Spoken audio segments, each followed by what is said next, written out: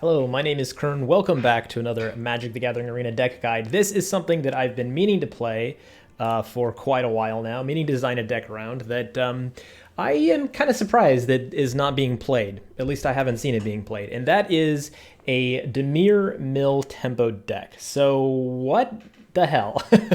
So obviously Rogues is very powerful. It's very strong in the meta. But my first thought when I saw the Rogues was not like, okay, cool, aggro. That was not my first thought. My first thought was, oh my god, Dimir Tempo is now a real thing. So how do we differentiate a Rogue's aggro deck from a Tempo deck? Well, first of all, Tempo, as you may know, is sort of combining elements of aggro and control. I kind of think about it in its own kind of separate way, but what we're seeking to do is we're seeking to put threats down on the board. Often these threats get bigger as the game goes on, or they get more powerful as they become unanswered. And the other thing that we're trying to do is control out the pace of the game. So speed up our own clock is one of the ways we could do that, but also interrupt our opponent's clock. Dimir is already well suited to do that if you're having any sort of mill strategy whatsoever, with cards like Drown in the Lock being hugely powerful for that sort of strategy. Either counterspell a thing or use it as removal. The flexibility of that card is just incredible in a control style deck, or sorry, tempo style deck. However, our aggro is not based on our opponent's life total. So we do want to go fast, but we're not doing it by hurting their life, which means that we want to play different cards than you might play in an aggro rogues deck, in a normal Dimir rogues deck, because we're not concerned as much with how much damage we're dealing as we are with what sort of threat is this and how does this slot in changing the clock of the game, either by interrupting our opponent's strategy or helping our own. So the only rogues that you find in the deck actually are 4 Thieves Guild Enforcer, 4 Soaring Thought Thief, and also 4 Brazen Borrower. So we don't have like Zareth San, we don't have like Zadaport Duelist or whatever his name is. We don't have a lot of normal staples that are very important for rogues. And that's because those cards do not get better as the game goes on, and they're not as efficient as we need them to be in order to be good in a tempo style deck. They don't meaningfully affect our mill clock. Another important thing is, yeah, our clock is not based off of life total, which is very often what you're doing when you're playing tempo. Our clock is based off of mill down. So in fact, our most important card in the deck is Ruined Crab, because this, as long as it stays down on the battlefield, it means every time we play a land, we're getting value from that land towards our clock, which is a huge deal for tempo. It is absolutely enormous. In tempo, you want every play that you're doing to meaningfully affect the pace of the game, whether it be your advancement towards your win condition or interruption of your opponent's strategy. But ordinarily, you have your lands which don't do that. You know, you want to hit a certain number of land drops and you want to stop hitting them, because otherwise they do not affect your clock whatsoever. Very typically, tempo plays fewer lands than you might see in other decks. Sometimes that's not true, but very often you're seeing decks that have like 22 or sometimes fewer lands. So what Ruined Crab does is it means that every land card in our deck is actually still worthwhile, as long as we have this 1 mana decent 0/3 blocker down.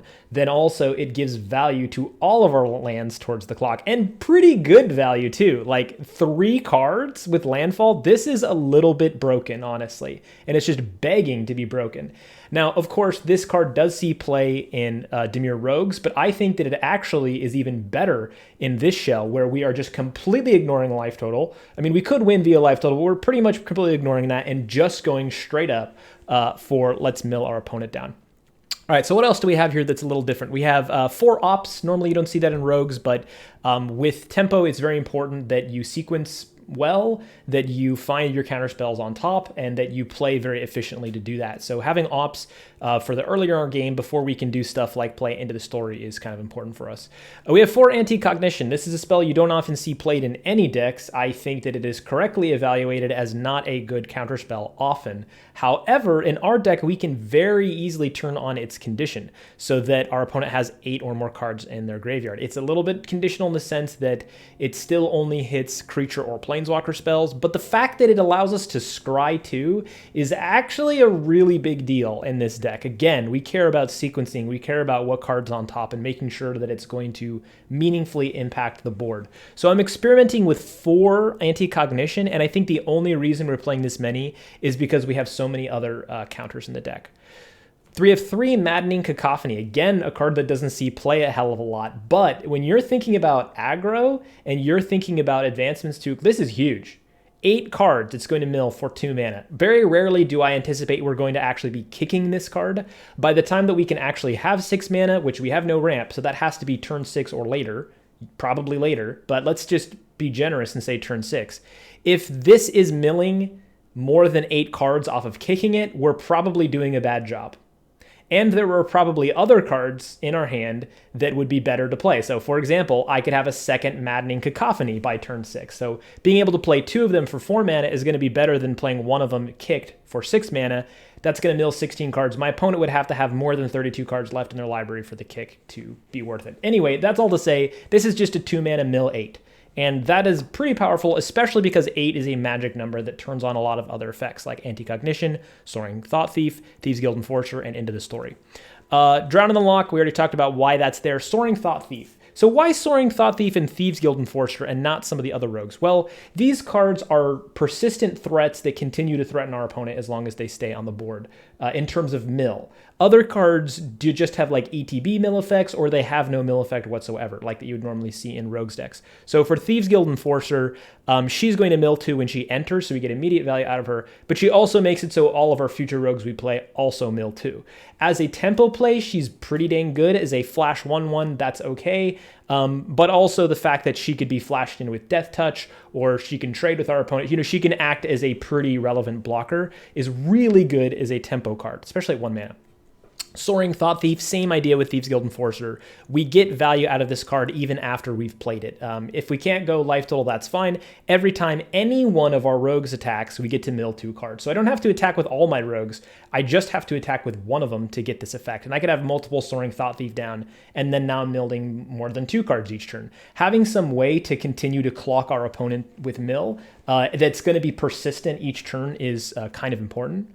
We have 4 Brazen Borrower. Obviously, Petty Theft is a good tempo play, bouncing something back to our opponent's hand. And then this is a rogue that can enter, trigger Thieves Guild Enforcer, act as our attacker for Soaring Thought Thief, or maybe even this is a way that we could go at our opponent's life total with some Soaring Thought Thief and Brazen Borrower through the air, if we really end up in a situation where that's valuable. And then we have 2 Didn't Say Please, just as hard non-conditional counters at the top end that also happens to mill an additional 3 cards. I honestly think that Neutralize might even be better here, just for the sense of flexibility. Often with tempo, whether or not you win the game is determined by your opening hand, you know, in a good tempo deck. And you don't want too many counterspells, you don't want too many threats. You have to have a good balance of each. So playing Neutralize and having the ability to cycle that away could be good. However, if you're thinking about that as fixing my opening hand, that means you're committing to cycle that away on at some point, which is a mana inefficient play, like to cycle away a card from your hand to draw another one.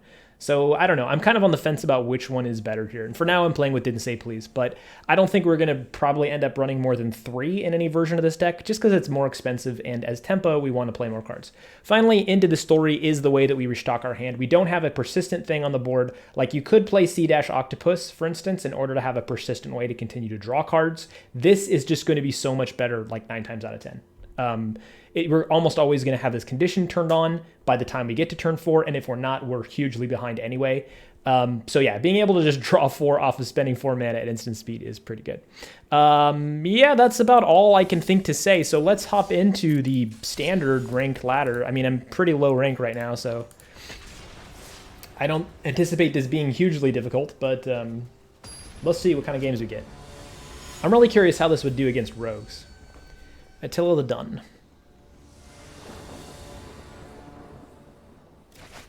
All right, we got a Ruin Crab and opening hand, plus a Drown in the Loch that we can actually turn on by turn 2. This Castle Venture is going to come to play tap, so we can't hold up Didn't Say Please turn 3. But we might not be counterspelling something turn 2, and we go first. So, yeah, I guess we can't play Ruin Crab turn 1 either, can we? We have to play it turn 2, so we're not holding up Drown in the Loch, but that's okay. It's okay. We'll just do that. Then we can play Castle Ventress tapped, and turn 3 we have the choice between Drown in the Loch and Didn't Say Please. In that case, we probably play Didn't Say Please to play efficiently and also get up towards that 7th or 8th card in their yard earlier.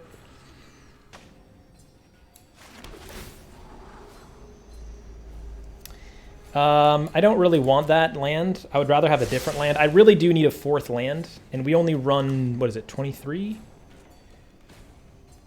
Yeah, 23 lands. Okay, so we're gonna go Rune Crab first. I think that this might just get killed. Well, here's a great thing about playing this deck. What the hell? Oh, this is like kind of reanimation or something? I don't know. A great thing about playing this deck is that my opponent is always going to think I'm playing rogues. Like, all the time. It's not going to be clear that we're playing for just mill and that we're playing tempo.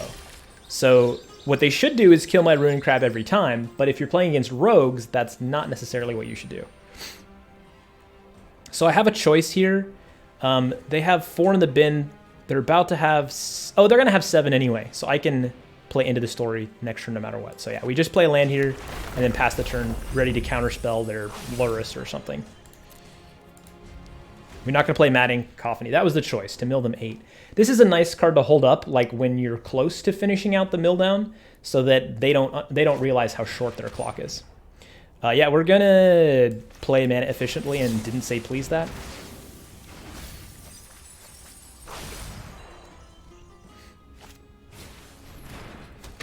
Okay. So we're going to start working towards getting 4/4 Angels. We're hoping to kill them well before that becomes a realistic possibility for them, though. Which I think we can do. So we're just holding up into the story now. I mean, they're probably going to play something worth counterspelling, in which case I should just play mana efficiently and play Madding Cacophony now.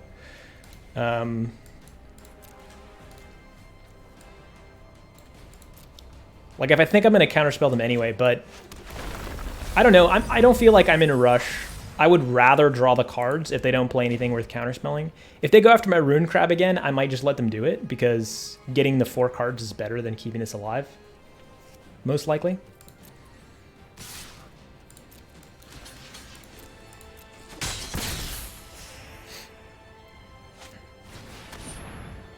Each player sacrifices a creature or a Planeswalker.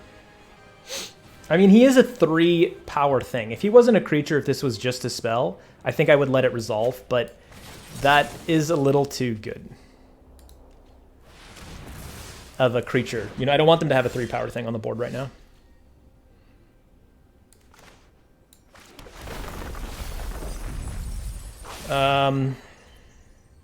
Yeah, I'm not going to play Maddening Cacophony. I want to end the story. If I'm going to do that anyway, I probably should have played this first. It wouldn't have mattered. Yeah, I was going to say, in case I drew a Rune Crab and wanted to get the landfall trigger from it, but it wouldn't have mattered. Is there a 1-mana play I could draw with into the story? Not that I would need to cast main phase, so yeah, let's just not reveal that we're not going to be holding up counter magic. That's fine. That's a very slow play for them, and we're going to clock them well before that. Let's keep blocking out a little bit of damage, because it might matter. Alright. We found our window. There's another Rune Crab. I don't really want a Scry land. I have a land in hand to get more landfall. Okay, so now do I want to Scry? Yes, I do want to Scry.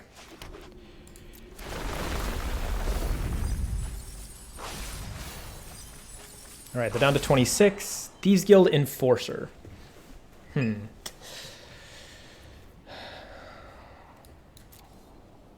26 left. We have a counterspell. Do we realistically, maybe we want a second counterspell on top? Yeah, I don't think that mills enough cards for us to want to keep it on top at this point. So they're down to 18 pretty much. If these stick around, they're down to 9 on the following turn. So we're getting there. Okay, we can flash in Thought Thief to, like, kill their speaker, for example. Hopefully they play something worth counterspelling too, because I'd love to use Anti-Cognition here to scry and set up for the following turn.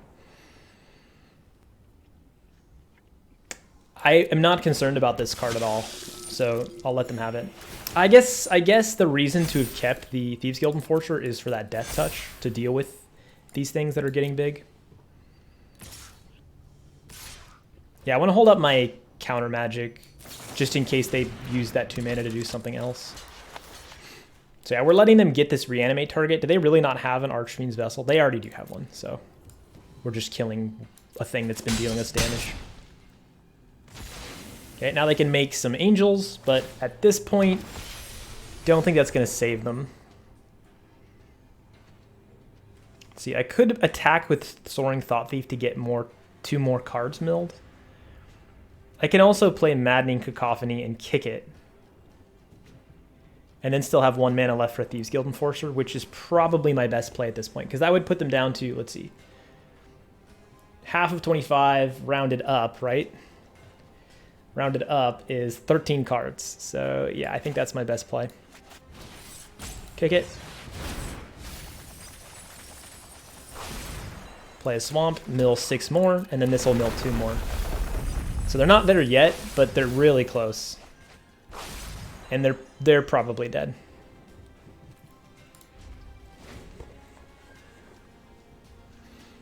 This will mill them too when I attack with Soaring Thought Thief, if I decide to attack with it. That's not going to do it for them. I mean, they can put a counter on each creature, but that does not do it for them this turn, which they kind of need to win this turn or die.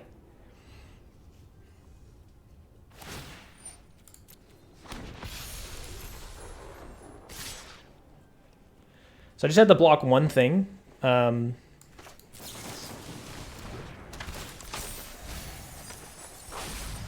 down to 3. Yeah, they're dead. Okay.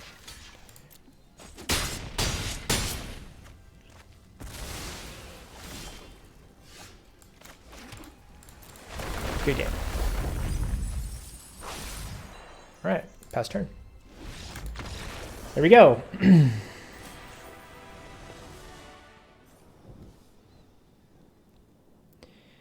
My opponent goes first. But Anti-Cognition can actually be used early on, and Ruin Crab should be useful. Let's see here. I kind of want to ensure I get some value out of this Ruin Crab, but then I can't play Counter Magic the next turn, so I think I kind of have to play it now.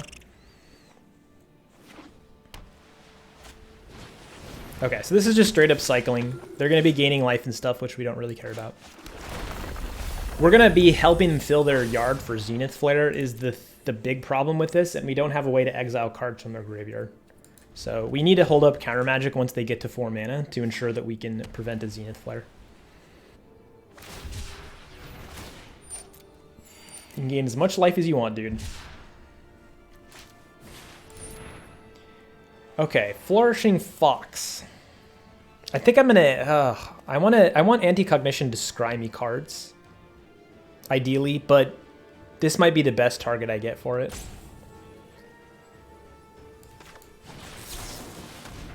And I think I might need Drown in the Lock.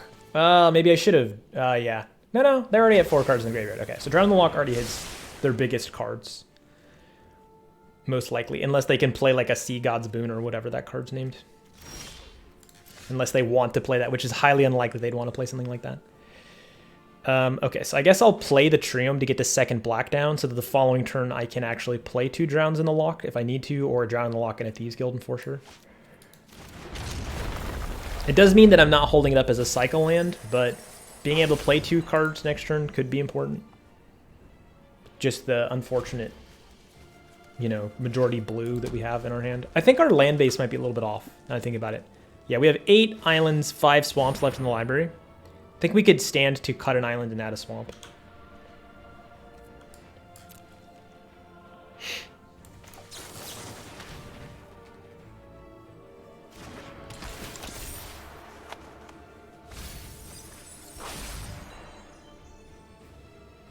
So they bought Luris. What could they return? They could return Flourishing Fox, and 3 are already in the bin.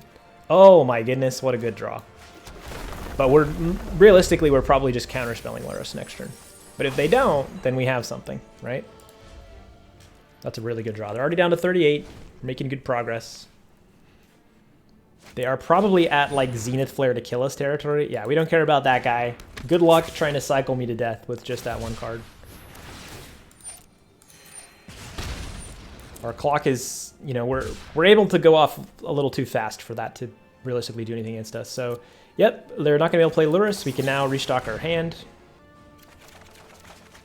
Second into the story. I mean, wow, look at this flood we just got through. But yeah, second into the story is pretty good.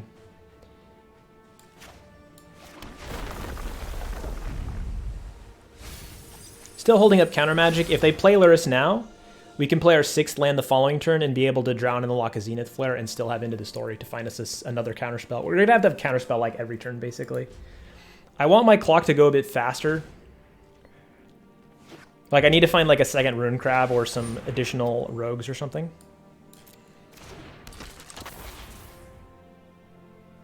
Highly doubtful that these cards are actually going to present a meaningful threat to us before we can win, but if they do, we have the removal, so I'm not really worried about it. Looks like they're not playing their Lurrus this turn either.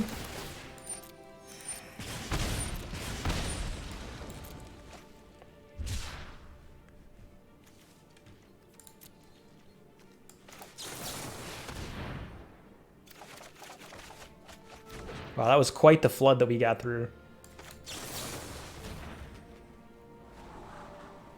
Yeah, actually, that's pretty good.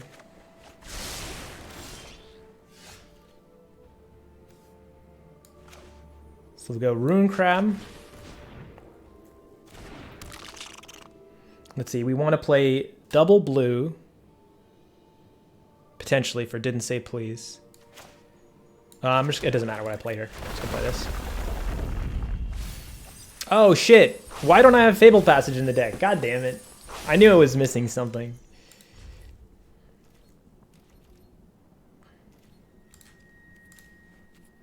I actually want to get rid of... Yeah. I was going to say, do I want to get rid of that many lands when I could easily just win with Rune Crab? But yes, realistically, I do. I want to keep these other cards. I probably don't need 4 counter spells, to be honest. If I end up using them all, that's a bad sign. So maybe I could have kept a land and dropped a Drown.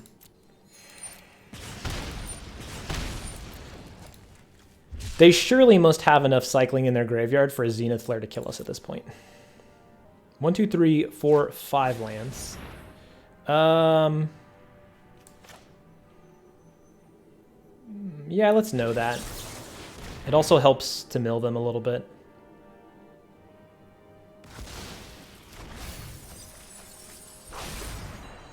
They're down to 19. This will put them down to 17, and then I attack. That'll put them down to 15. I play this, that puts them down to 9. So we're looking at 9 cards next turn. We could realistically get something else to finish the game next turn.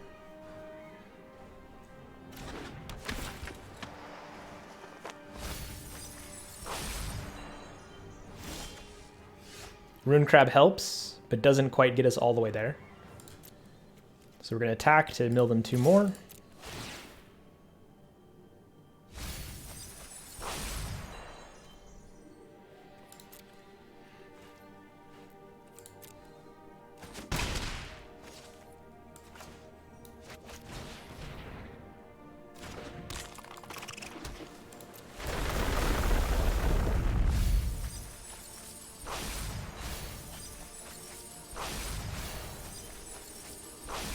Alright, end turn. So they can't win at this point. I mean, we have 3 counter spells, so even if they could play 3 spells that threaten us, we can just drown each one.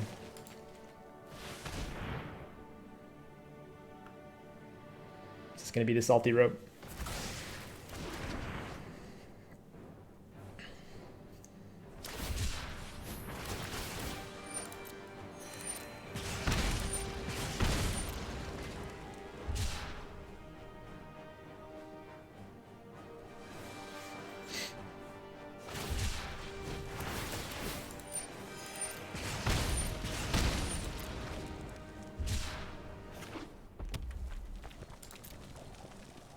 And that's game.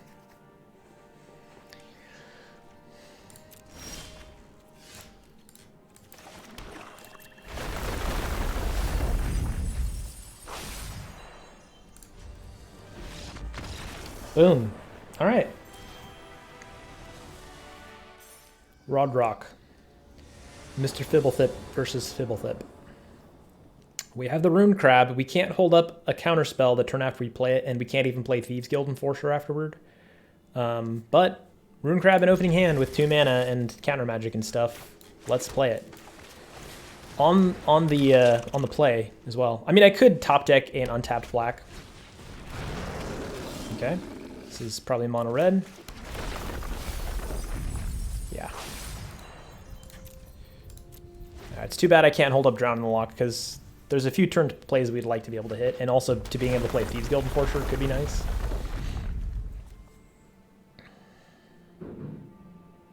They could pump it with Rimrock Knight.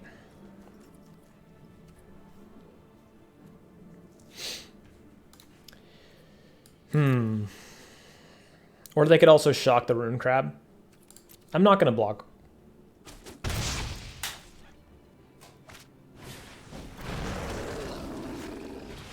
I'll probably block in the future, though. Dang it. I mean, a blue is nice so I can cast Didn't Say Please and play efficiently, but I would have preferred a black so I can Thieves Guild Enforcer and Drown in the Lock.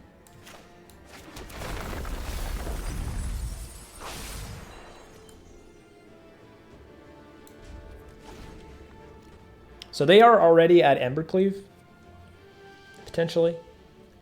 If they played a land and they attacked... Okay, they have Fervent Champions. They're not doing that. Let's see. Do I want to Didn't Say Please this? No. Let's wait until we block and see if they try to cast a Rimrock Knight or something. Oh, okay. They don't have a land to play.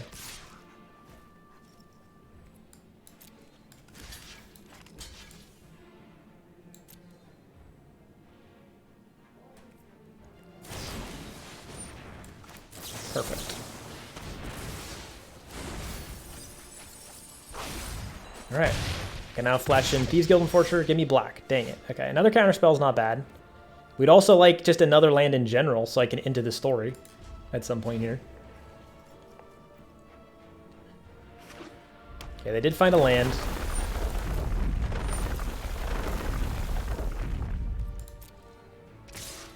So what I can do is I can flash in Thieves Guild Enforcer, block out Fervent Champion, and then if they can pump it or Embercleave, then I bounce the Embercleave target.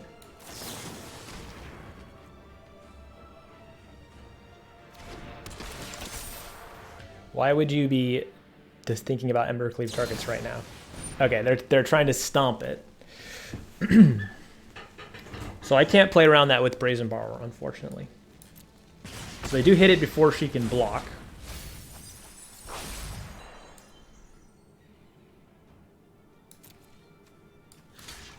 And I can bounce one of these Hellhounds and then hold up Drown in the Lock for the Embercleave or Anti-Cognition later. Yeah, better to do that now and save taking the damage, so.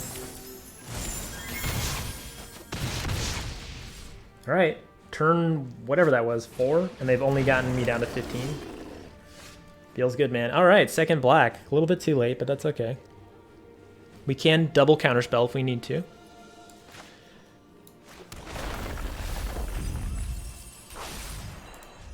I haven't seen an Embercleave in their bin. They do have Torbran. There's Fervent Champion. I think actually at this point I do Anti-Cognition.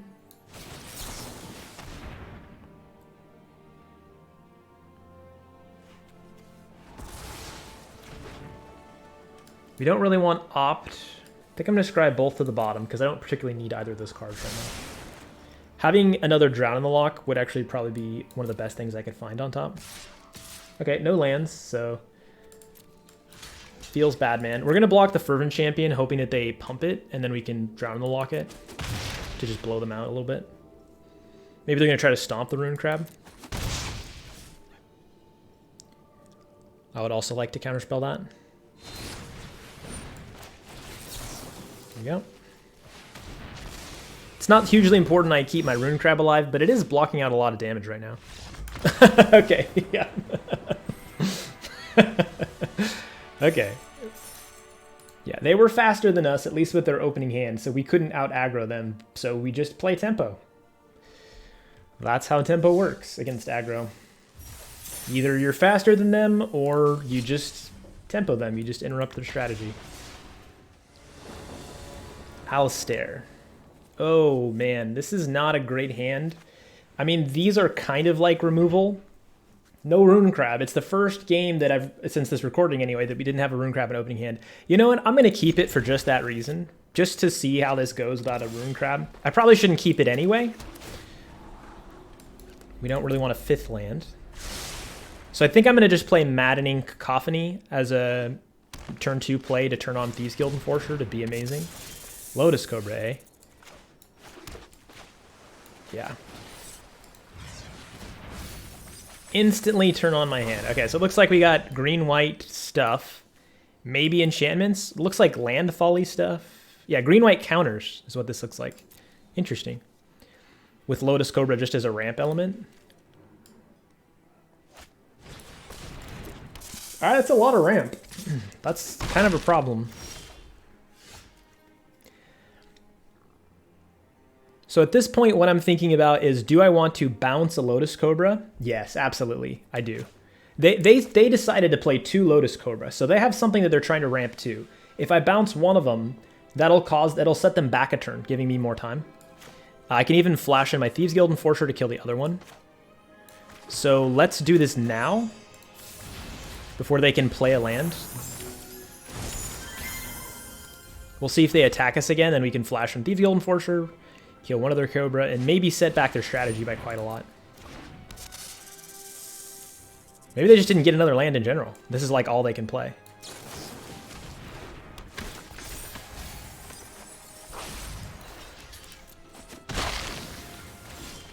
Okay, so now we have Drown in the Lock and Soaring Thought Thief to flash in against that Lotus Cobra.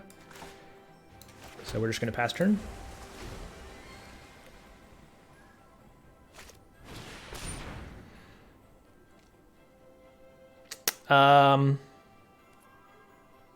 Actually, this might be worth counterspelling, because if they have another land in hand, like, say, a Fabled Passage, they could get a lot of value out of that. And if they attack us, then they're just dead in the water. They've missed so many land drops.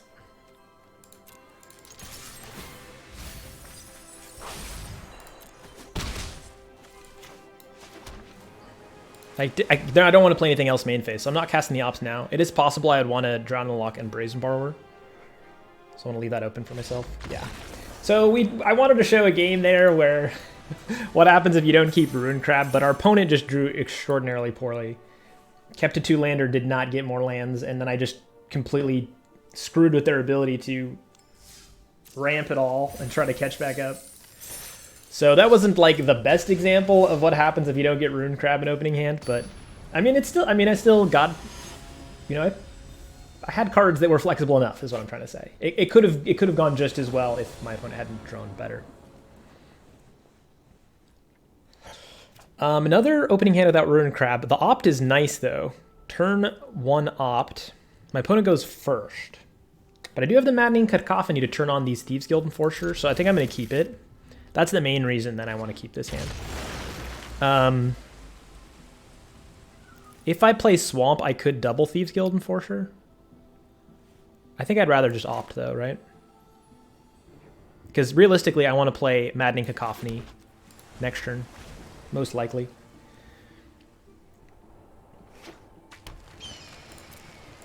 Okay, I kind of want to counterspell. A Drown in the Lock would be great here. Soaring Thought Thief, though, with 2 Thieves Guild Enforcer on the board, is actually pretty decent. So I'm going to keep it. I could get a lot worse things on top.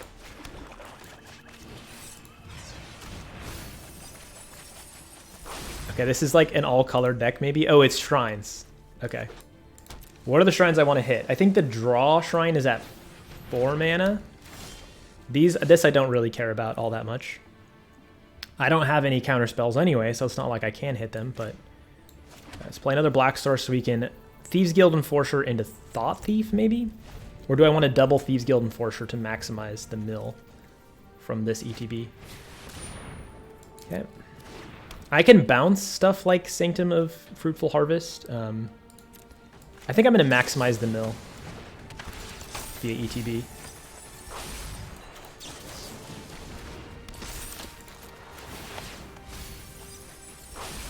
So I did see an Elspeth Conqueror's Death. I don't know what reanimation targets they have, though. They might not even have any. Let's see. This is good for just milling them a bunch. I could play Soaring Thought Thief and then attack with one of these guys, and then I'm not holding up anything on their turn, but that's the most efficient in terms of screwing them. It does make a board wipe better for them. We do see Ruinous Ultimatum.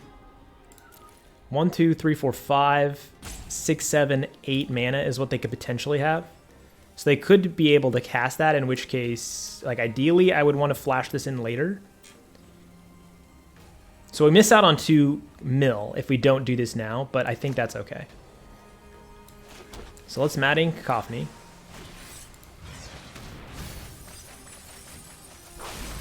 Let's attack just to get some damage in.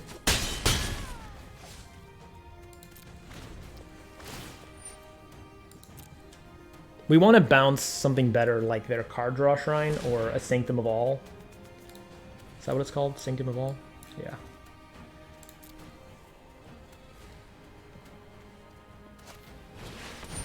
Okay.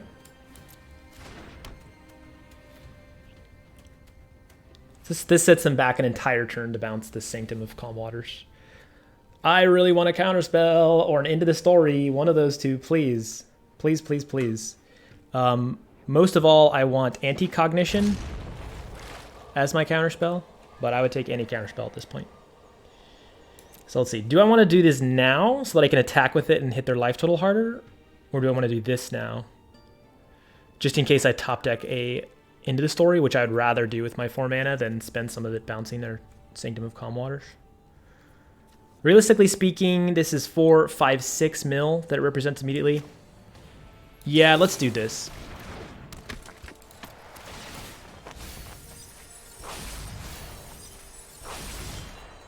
Another Soaring Thought Thief. So if I play this now, then I'm actually milling 4 cards. Yeah. Plus the other 4 of its ETB trigger. So we're almost going to do this without Ruin Crab, or without Into the Story either, or without playing a single counterspell.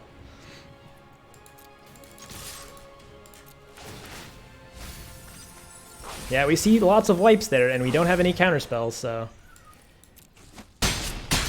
They're low enough health, though. I mean, I could just flash into Brazen Borrower later, right?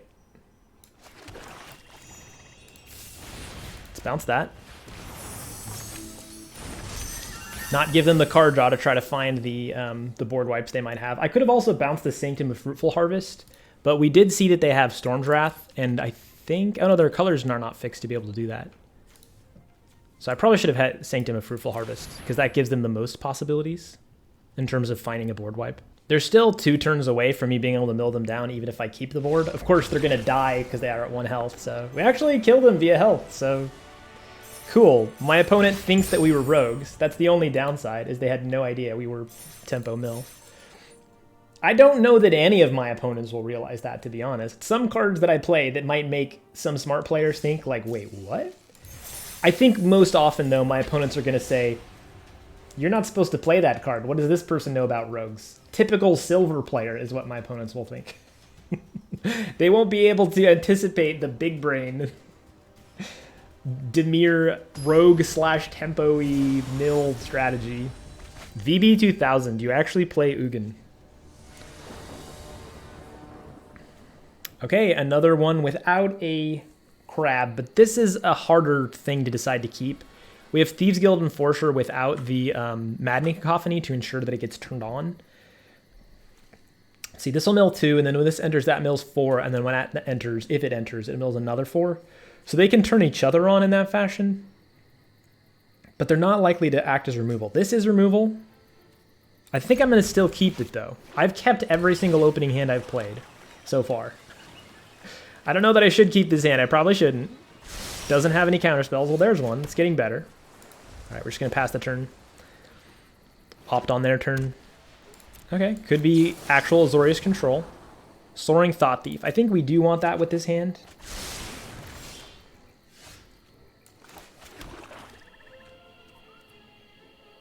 A third Thieves Guild Enforcer.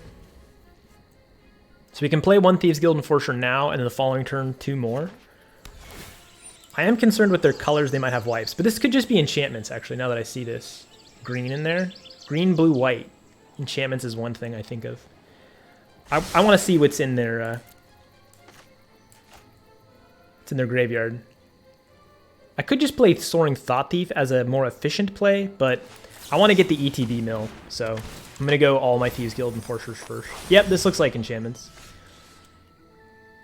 I I want to be able to play more cards. Yeah, I want to either do 2 Thieves Guild or a Thieves Guild and a Drown in the Loch. So I'm going to play Castle Loch Thwain to have untapped black. I didn't attack, did I? Yeah, I should have attacked. All right, we're going to go all in. If they have a wipe, we could really hurt ourselves here. If this is like Enchantment's Control, rather than the decks that play like Setessan Champion and stuff. Okay, well there's Archon of Sun's Grace. That could still mean Enchantment's Control. This is janky though. And we will have Drown in the Loch to hold up as a counter, so...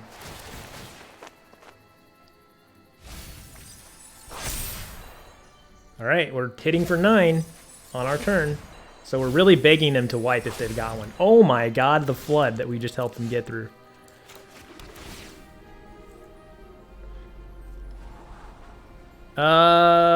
In this matchup, it's probably not good. I mean, it's another rogue to get more ETBs. Maybe I'll keep it for that reason.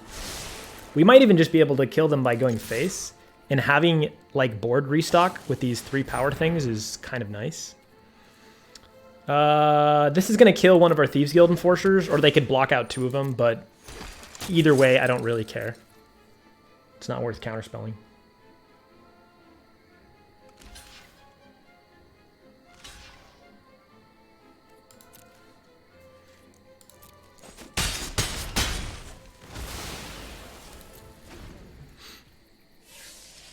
We're playing tempo. We don't need to protect these super hardcore. Unlike a lot of tempo decks, there aren't super key permanents that we have to protect in order to win, which is one thing I like about this list. Oh, and I forgot to put Fable Passage in. God damn it. Oh well, we haven't been getting Rune Crabs anyway, so... Yeah, that's not going to happen. We're going to scry.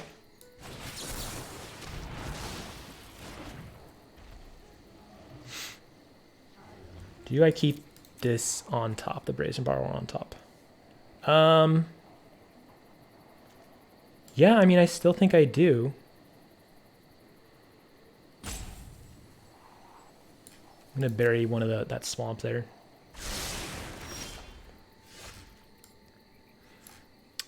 I could play Soaring Thought Thief. Yeah, just to get the additional mill from the attack here. And also, oh yeah, that's right, it pumps them as well. Okay. They see the writing on the wall. We've just milled them way too much. And we're hitting them really hard. Did I have fun? Did we have fun? I think we had fun, right? Yeah.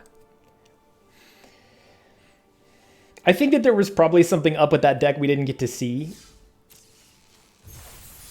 Board wipes would be good in that style deck, so if they don't have them, they should. All right, but that's the deck, and I totally failed, and I should have 4 Fable Passage in this deck, so let me just fix that. Make sure that this list is correct. 1, 2, 3, 4. That'll also help us fix the mana, which was sometimes a little bit of a problem. Yeah, we have 4 Swamp and 10 Island. We don't need that. We need at least 1 more Swamp. Oops, come on. Oh, it's because I had Fabled in there. At least 1 more Swamp in there. It's not going to be the right art, but you know what? Who cares? So 5 to 9. I mean, we do need double blue. I don't think we need it that bad. So probably, yeah, 6, 7, 8 with Castle Loch Thwain against 8, 9. No, maybe we do want to go down a swamp. Maybe we do want to go down a swamp and up an island. I don't know. This is just my best guess at what I think the lands want to be. So anyway, that is the deck.